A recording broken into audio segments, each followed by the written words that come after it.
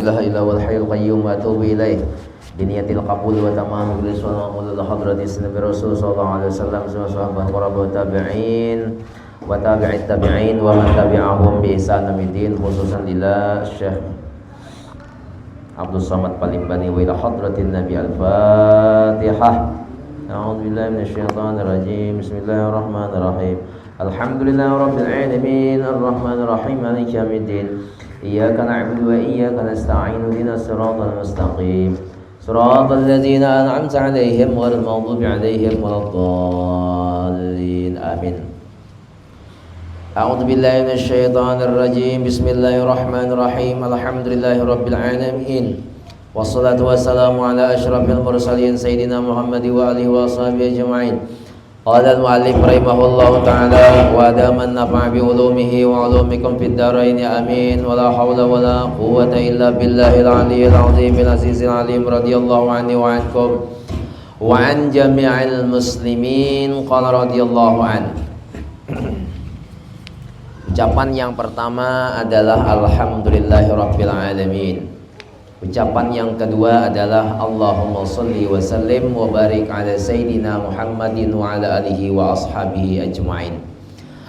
Bapak Ibu yang dirahmati oleh Allah Subhanahu wa ta'ala, pada malam hari ini kita langsung saja beralih kepada bab yang kelima daripada kitab Hidayatus Salikin. Karena semua yang sudah kita baca ada 10 sifat tercela. Sifat tercela berarti adalah penyakit-penyakit yang ada di dalam hati. Di antaranya adalah di soal makanan. Apakah makanannya itu halal atau haram? Banyak atau sedikit? Yang kedua, masalah pembicaraan atau ngomong. Mana ngomong yang baik, mana ngomong yang tidak baik, bicara bagus atau bicara yang tidak bagus. Yang ketiga, pemarah. Keempat, iri dengki. Kelima adalah bakhil serta cinta kepada harta. Yang keenam, cinta terhadap pangkat. Yang ketujuh, cinta terhadap dunia. Yang kedelapan adalah kesombongan. Kesembilan adalah ujub.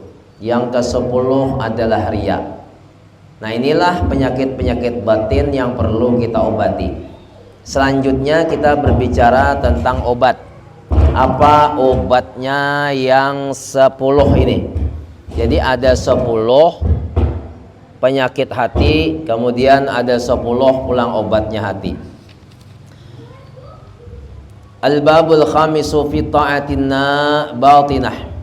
Bermula bab yang kelima pada menyatakan segala taat yang batin, yakni ibadah yang di dalam hati. Ketahui hai saudara,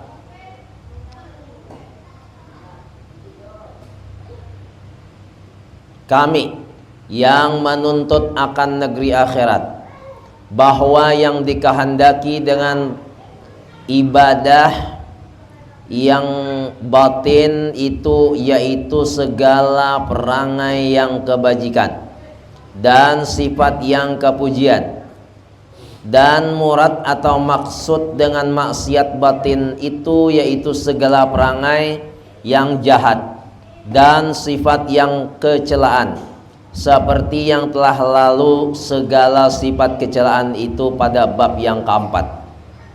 Jadi di bab yang keempat kita sudah berbicara tentang sifat yang sangat tercela. Sekarang kita bicara sifat yang terpuji lagi. Bermula sifat yang terpuji atau kepujian itu yaitu seperti yang disebutkan Imam Al-Ghazali rahimahullahu ta'ala di dalam kitab Arba'in fi Usuluddin. 10 perkara. Jadi ada 10 perkara sifat yang terpuji. Pertama, taubat. Kedua, khauf. Ketiga, zuhud. Keempat, sabar. Kelima, syukur. Keenam, ikhlas. Ketujuh, tawakal. Kedelapan, mahabbah. Kesembilan, ridho. Terakhir yang ke-10, zikrul maut. 10 macam sifat ini adalah sifat kepujian atau sifat yang terpuji. Yang pertama sifat terpuji adalah taubat. Bermula pasal yang pertama pada menyatakan taubat.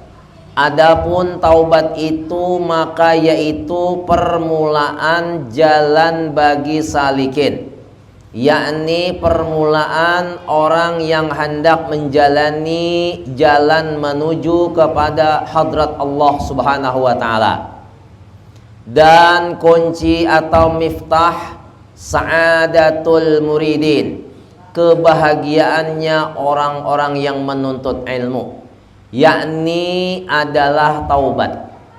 Jadi orang-orang yang menjalani jalan hadrat Allah, menjalani atau mencari keridhaan Allah Ta'ala yang disebut dengan salikin, maka orang ini hendaklah bertaubat kepada Allah Ta'ala. Dan taubat ini tidak harus orang yang taat, tidak harus orang yang maksiat, juga sangat dianjurkan kepada orang yang taat ibadah kepada Allah. Karena Nabi sendiri beliau dalam sehari semalam tidak kurang dari 100 atau tidak kurang dari 70 kali bertaubat kepada Allah Subhanahu wa taala. Karena orang yang bertaubat itu berarti dia membersihkan hati dan jiwanya daripada kotoran-kotoran yang ada di dalam hati, yakni adalah dosa. Karena hati kita itu seperti pakaian. Pakaian itu apabila dipakai maka dia berbau. Lama kita memakai makin berbau. Makin lama kita pakai makin berbau. Jadi kalau kita satu kali pakai lalu dicuci, maka dia tidak sempat berbau lalu bersih kembali. Apalagi setiap kali kita memakai baju tersebut, tiap kali pula kita membersihkannya. Tapi kalau sampai 3-5 hari kita pakai tidak dicuci-cuci, maka dia akan berbau, yakni kotor. Bahkan sampai najis pun ada melengket di pakaian tersebut. Maka di sini diterangkan bagaimana caranya supaya hati kita selalu bersih. Pertama tadi dari 10 sifat yang terpuji adalah taubat kepada Allah Subhanahu wa taala. Jangan kurang dari 100 kali kita membaca istighfar pagi dan sore, 2 tepi siang. Pagi kita membaca istighfar, sore juga kita membaca istighfar. Paling kurang kita membaca istighfar itu sesudah sholat 5 waktu, yaitu sebanyak 3 kali. Astaghfirullahaladzim, astaghfirullahaladzim, astaghfirullahaladzim. Baru Allahumma antas salam. Setiap juga kita mau membaca apapun, baik selawat ataupun Quran, hendaklah diawali dengan astaghfirullahaladzim, astaghfirullahaladzim, astaghfirullahaladzim. Baru kita membaca Al-Quran. Na'udzubillahi minasyaitonirrajim. Pun kalau kita hendak memulai membaca selawat, diawali juga dengan astaghfirullahaladzim, astaghfirullahaladzim, astaghfirullahaladzim. Baru kita berselawat. Umpamanya kita mau membaca selawat nariyah, baca dulu istighfar 3 kali, baru Allahumma sholli sholatan kamilah wa sallim salaman taman ala sayyidina Muhammadin allazi tanhallu bil 'uqad wa tanfariju bil qurab wa tuqda bil hawaij wa tunalu bil raghaib wa husnul khawatim wa istasqal ghamam bi wajhil karim wa ala alihi wa sahbihi fi kulli lamhatin wa nafasin bi adadi kulli ma'lumil lak. Baru kita mulai, baru kita teruskan selawatnya.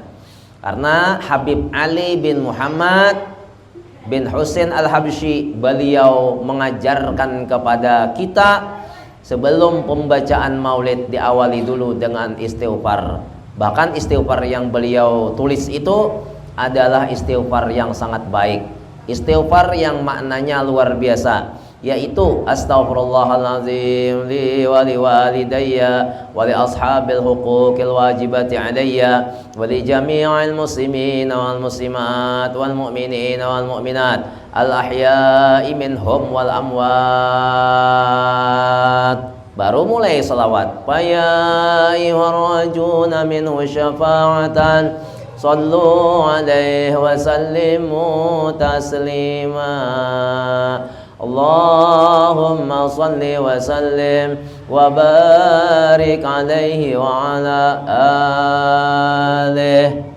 Baru ya Rabbi salli ala Muhammad, ya Rabbi salli alaihi wa sallim. Terus sampai doa. Karena sudah diawali dengan istighfar. Nah, ini istighfar bagi orang yang tidak ada sangkutan-sangkutan sama orang lain. Kalau ada sangkutan sama orang lain, maka taubatnya bertambah.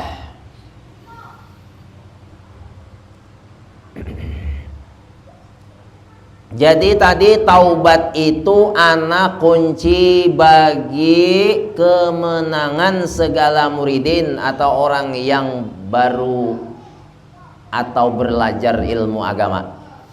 Dan membawa ia taubat kepada dikasihi oleh Allah Ta'ala, seperti yang tersebut di dalam firman-Nya, innallaha yuhibbut tawwabina wa yuhibbul mutatahhirin.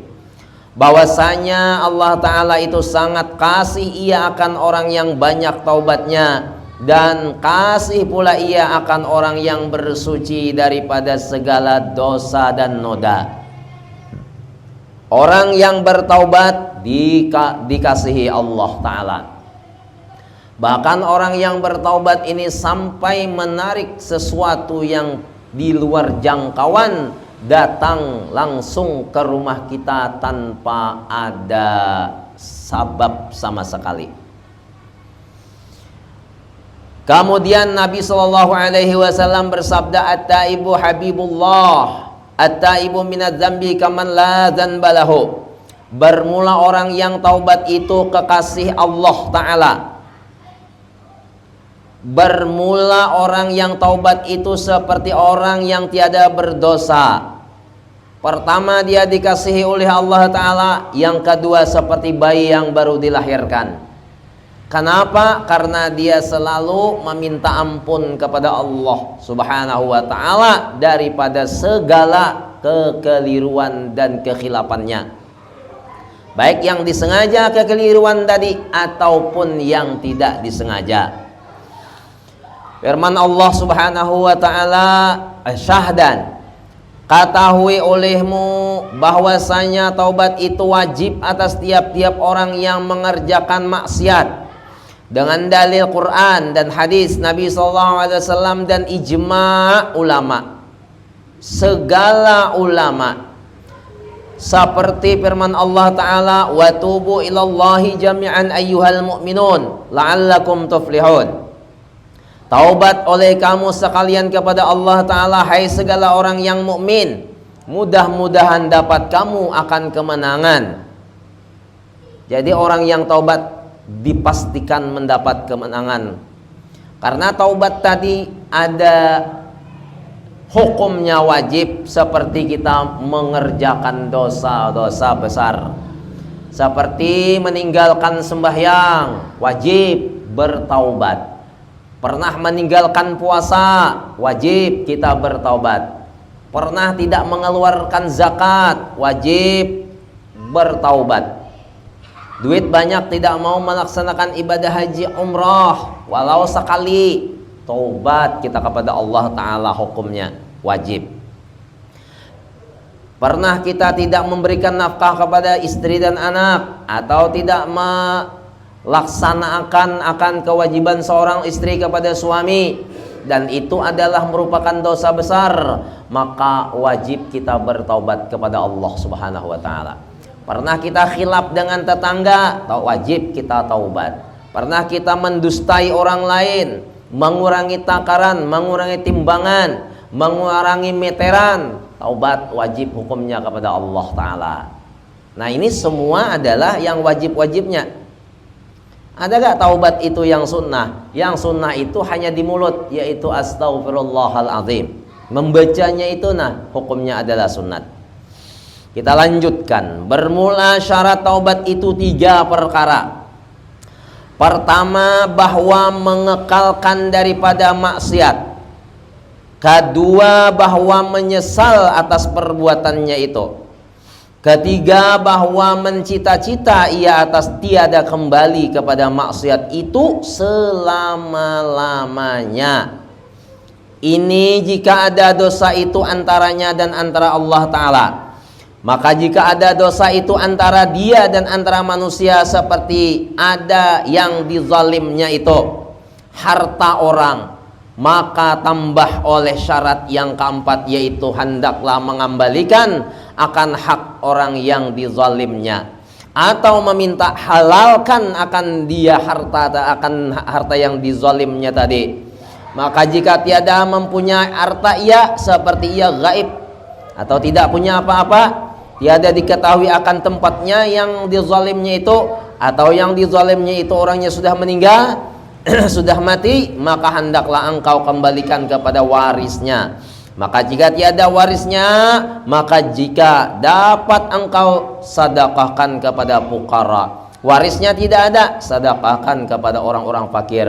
Maka perbuat olehmu akan yang demikian itu. Maka jika tiada kuasa engkau akan yang demikian itu, seperti keadaan bagimu harta, karena engkau miskin atau fakir, maka hendaklah engkau membaikkan perbuatan ibadah kepada Allah Ta'ala dan berbuat kebajikan dan taubat kepada Allah Subhanahu wa Ta'ala, serta engkau pohonkan kepada Allah Ta'ala bahwa ia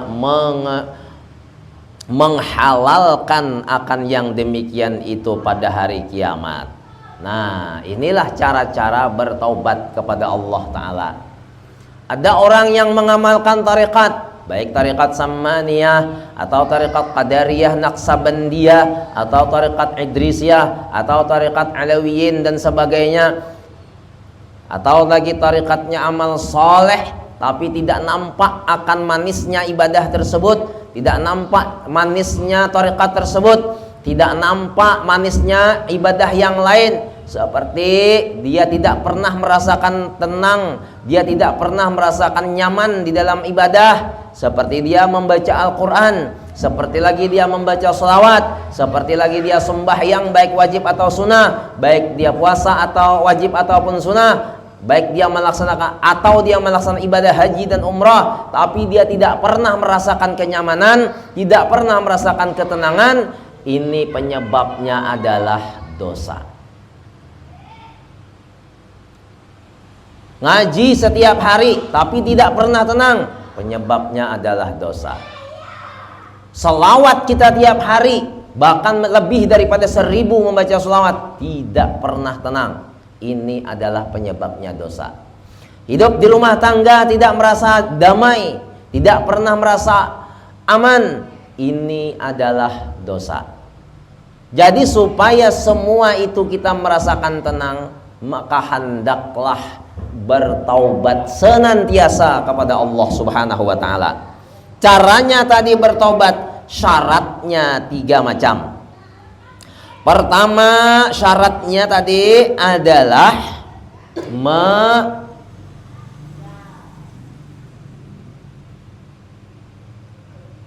menyesal.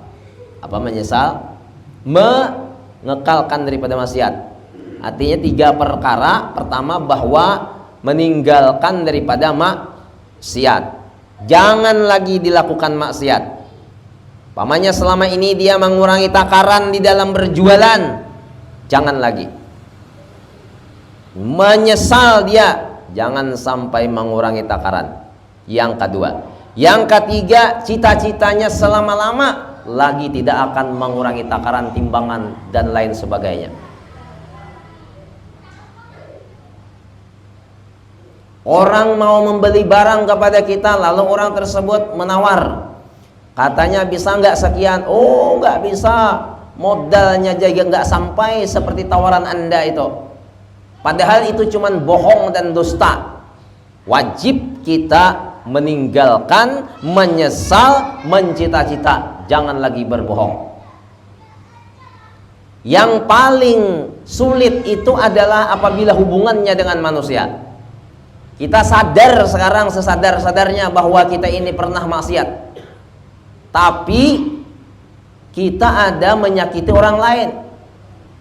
Umpamanya di kampung itu pernah menjadi pemimpin, baik ketua RT, ketua RW, dusun, desa, camat, bupati sampai ke presiden, pernah dia melakukan kezaliman terhadap rakyatnya, maka wajib dia meminta maaf kepada rakyatnya.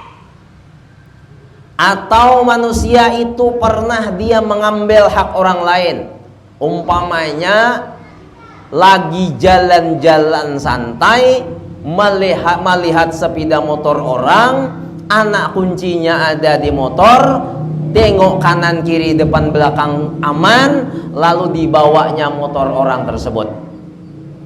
Kalau dia sudah bertaubat, maka wajib mengembalikan motor orang tersebut kepada yang punya. Selama motornya itu belum dikembalikan, Allah tidak akan mau menerima taubat si hamba ini. Kenapa? Karena dia pernah mengambil hak orang lain. Kalau dia mengembalikan harta tadi orangnya tidak ada lagi, cari warisnya. Kalau warisnya tidak ada, maka hendaklah hartanya itu disedekahkan, pahalanya untuk almarhum atau orang yang kita ambil motornya tadi. Dalam hati mudah-mudahan Allah Ta'ala mengampuni kita dan dia memaafkan nanti kepada kita di waktu hari kiamat. Karena sudah kiamat itu masing-masing kita meminta dan mencari orang yang pernah kita zalim dan mengantarkan barang yang pernah kita zalim tersebut.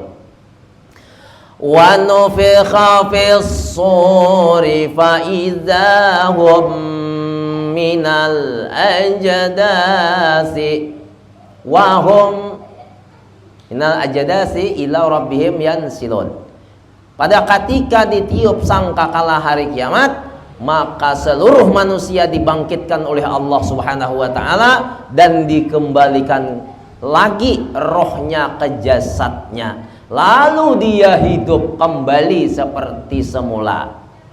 Nah, disinilah penyesalan yang tiada tara bagi orang yang pernah menzalim.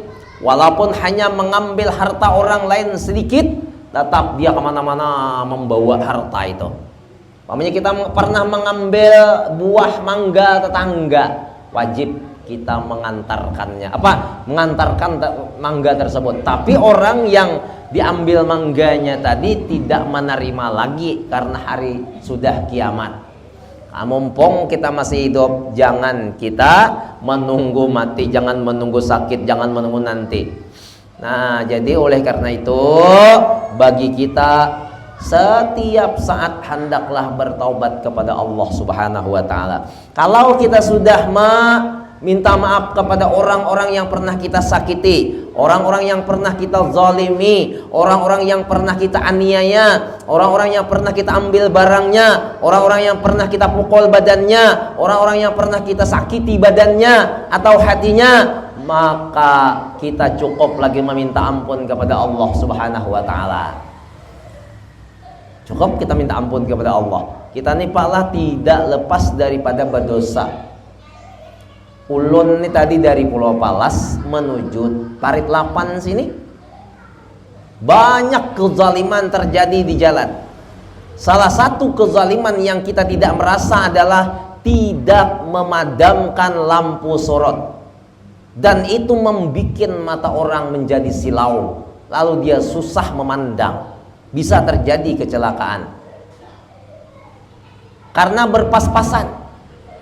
Makanya sudah kami sampaikan bahwa di mana-mana ada kezaliman, dan kezaliman tersebut kita bisa aja tidak tahu. Kezaliman yang kedua, jalan kita diambil orang atau kita mengambil jalan orang. Orang sudah mau lewat, kita tetap mengambil jalan orang karena jalan kita ada lubang, lalu kita ambil jalan sebelah, padahal di sebelah ini sudah ada orang mau lewat. Kita ambil jalannya, dia susah jadinya. Nah, ini juga kezaliman. Lain ambulan. Kalau ambulan itu sudah maklum dia mau cepat. Tapi kalau ibaratnya bekal mencelakakan orang, juga jangan terlalu cepat. Hendak menyelamatkan nyawa orang yang ada di dalam ambulans, akhirnya orang yang tertabrak. Jangan juga.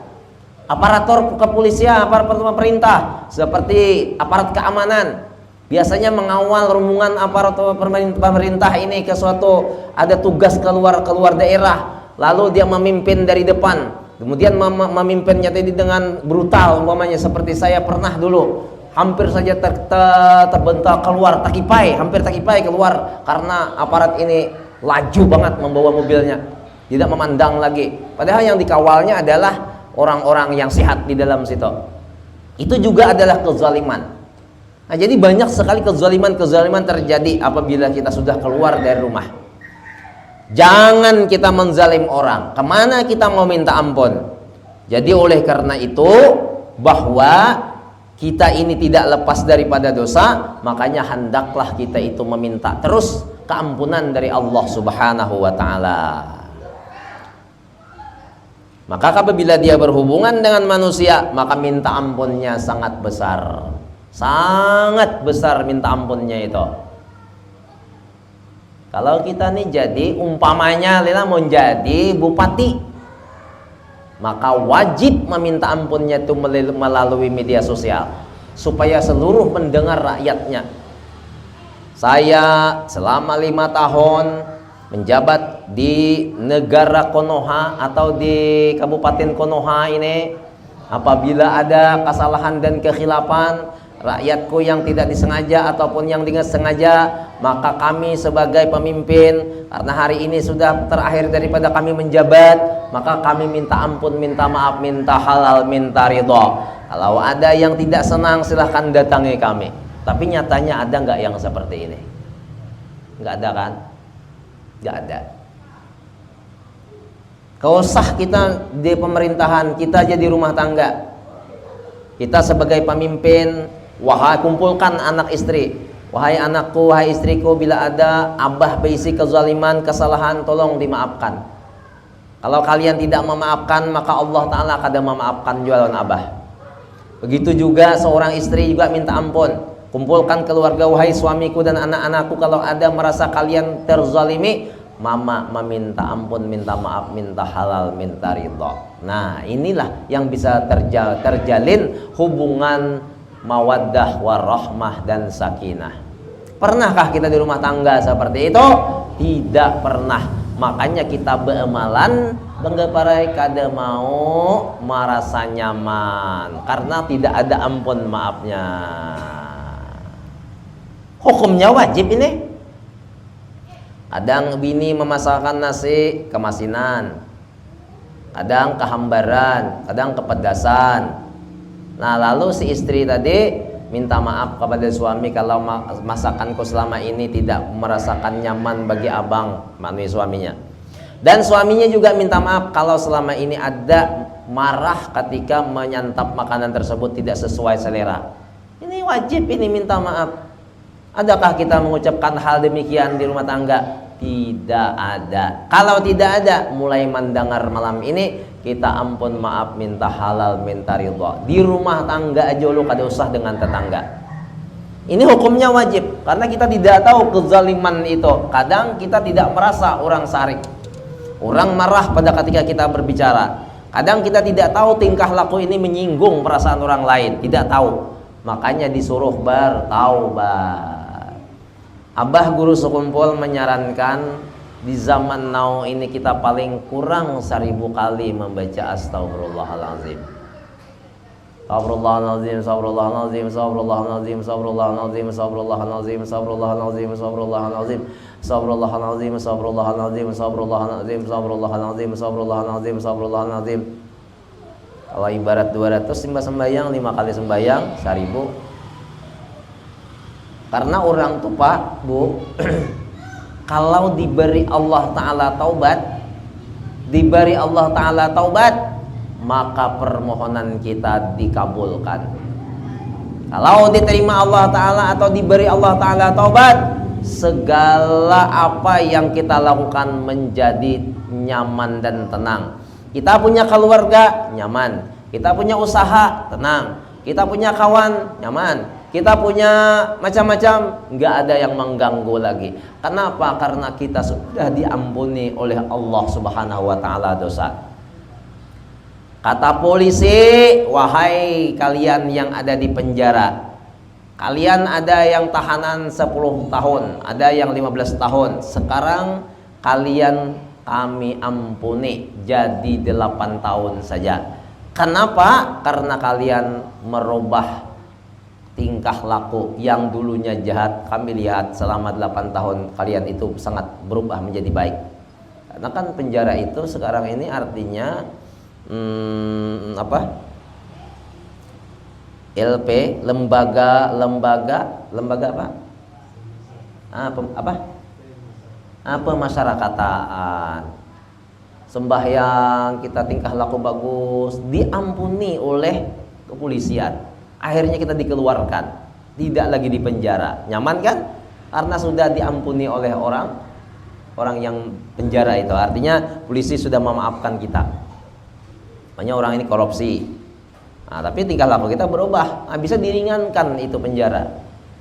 Begitu juga kita kepada Allah Subhanahu wa Ta'ala. Kalau Tuhan sudah menerima taubat kita, maka apa saja yang kita pohonkan, kita pinta, maka akan dikabulkan oleh Allah. Kita minta kebahagiaan sajalah, kebahagiaan dunia, kebahagiaan akhirat, itu saja yang kita pinta. Karena sekarang ajal tidak lagi berbau. Kadang bisa yang muda duluan daripada yang tua. Bisa aja terjadi hal demikian. Kemudian, dan jika ada dosa antara engkau dan antara manusia itu membunuh akan orang, maka hendaklah engkau serahkan dirimu itu kepada waris mereka itu. Wahai waris anak si fulan yang kubunuh, ini aku serahkan diriku kepadamu. Kalian mau membalas bunuh, silakan bunuh. Terserah kalian aja. Aku pasrah. Karena dalam Islam bunuh bayar bunuh. Tampar balas tampar. Tumbuk balas tumbuk. Jantek balas jantek. Sampai dikatakan kalau kita menusuk orang, berapa kadar panjangnya pisau yang masuk, segitu pula kita membalaskan kepada orang yang ditusuk itu. Itu kalau hukum Islam. Tapi Indonesia tidak sama dengan hukum Islam. Indonesia cuma di penjara. Curi ayam di penjara. Curi uang di penjara. Itu kalau dilaporkan. Kalau tidak dilaporkan, selamat tinggal. Aman. Tapi kalau hukum Islam, bila dia mencuri, maka dipotong tangannya. Potong yang pertama di sini. Kalau mencuri lagi yang kedua, potong lagi sebelah sini. Mencuri yang ketiga, potong lagi di sini. Mencuri keempat, potong lagi di sini. Mencuri yang seterusnya ke sini, ke sini. Habis, baru pindah ke kaki. Curi lagi, sini potong.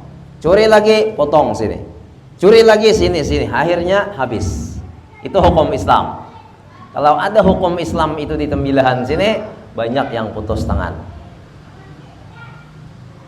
Apalagi sampai korupsi koruptor, itu bukan dipotong lagi, itu dibunuh. Karena kebanyakan yang dikoruptor, yang dikorupsi. Jadi Bapak Ibu lah, kita ini hidup sementara. Hidup kita ini hanya sementara. Ingat, kita hidup ini sementara. Ingatkan. Tidak tahu kita entah hari ini atau malam ini, entah besok pagi, entah siang, entah sore. Pokoknya antara sembahyang ke sembahyang, antara azan yang satu kepada azan yang satunya. Marilah kita sama-sama menyadari, jangan lagi kita terbawa emosi, terbawa ego, terbawa macam-macam. Akhirnya kita meninggalkan taubat kepada Allah Subhanahu wa Ta'ala. Dan orang yang taubat ini sangat berubah dalam jiwanya itu. Kalau dia ngomong lemah lembut, bertingkah laku tidak lagi gerasah gerusuk dan sebagainya. Kemudian, maka hendaklah engkau serahkan akan dirimu itu kepada waris mereka itu, atau engkau meminta halalkan kepadanya. Minta halal kita kepada ahli waris. Minta maaflah aku membunuh orang tuamu kemarin. Kalau dia memaafkan, maka jika tiada kuasa engkau akan yang demikian itu, seperti keadaan warisnya, maka hendaklah engkau taubat kepada Allah Ta'ala. Serahkan semata-mata akan dirimu kepada Allah Ta'ala, bahwa ya Allah menghalalkan akan yang demikian itu pada hari kiamat. Nah, ini yang terpenting. Dan jika ada dosamu itu muawwaqah atau muawwaqah, mengupat akan orang, memaki, mengupat, menggosip atau memaki orang, maka hendaklah engkau minta halal kepadanya, seperti engkau dustakan akan dirimu. Dan jika tiada dapat engkau akan yang demikian itu, maka hendaklah engkau taubat kepada Allah Subhanahu wa Ta'ala, bahwa Ia menghalalkan akan yang demikian itu pada hari kiamat. Tidak sanggup kita minta maaf, kita menggosip orang, taubatnya wajib minta maaf. Kalau tidak sanggup, kalau nanti kita dipukulnya atau dizaliminya, maka kita berharap mudahan hari kiamat Allah Ta'ala mengampuni. Dia mengampuni akan dosa-dosa kita yang telah mengupat dia. Dan jika ada dosamu itu khianat kepada istri, nah ini tadi, istri orang atau kepada anak orang, maka yaitu sangat susah, karena jika meminta halalkan akan yang demikian itu, niscaya membawa kepada fitnah yang terlebih besar. Orang yang berzinah dengan tetangganya itu lebih besar daripada berzinah 10 kali dengan pelacur, kata Nabi. Maka kadang-kadang rumput tetangga ini lebih hijau daripada rumput yang ada di halaman sendiri. Jangan sekali-kali kita menyakiti hati atau berzinah dengan istri tetangga atau suami tetangga. Maka tiada jalan akan yang demikian itu melainkan taubat kepada Allah Ta'ala, bahwa Ia menghalalkan akan yang demikian itu pada hari kiamat. Dan jika ada dosamu itu pada agamamu, seperti engkau kufurkan akan orang, tidak boleh mengkafir-kafirkan orang. Tidak boleh mengkafir-kafirkan orang. Umpamanya orang itu kada sembahyang 5 kali sehari, kau nija persis orang kafir, tidak boleh. Kenapa? Jelas ini orang Islam, karena ini hari raya sembahyang aja, Idul Fitri, Idul Adha, itu tanda ia orang Islam. Jangan mengkafir-kafirkan orang atau engkau membid'ah-bid'ahkan orang. Nah, sekarang pembicaraan kita di Indonesia ini media sosial apa? Dikit-dikit bid'ah, dikit-dikit bid'ah, dikit-dikit bid'ah. Maka bid'ah dhalalah lagi, maka ponisnya bid'ah itu adalah neraka. Tidak boleh. Makanya orang yang suka mujadalah, orang yang suka bertengkar dalam soal agama, itu orang berarti tidak pernah atau dia tidak mendalami akan ilmu tasawuf. Kalau orang Wahabi memang tidak ada dia belajar ilmu tasawuf, katanya itu dalilnya dhaif, seperti kitab Hidayatus Salikin, Ihya Ulumuddin, mereka tidak mau membaca, katanya itu dhaif hadisnya. Nah, makanya mereka itu senang membid'ah-bid'ahkan, mengharam-haramkan kepada kita-kita yang menggawi sesuatu yang tidak ada di zaman Rasul, katanya. Atau engkau sebutkan akan dia, maka yaitu terlebih sangat susah.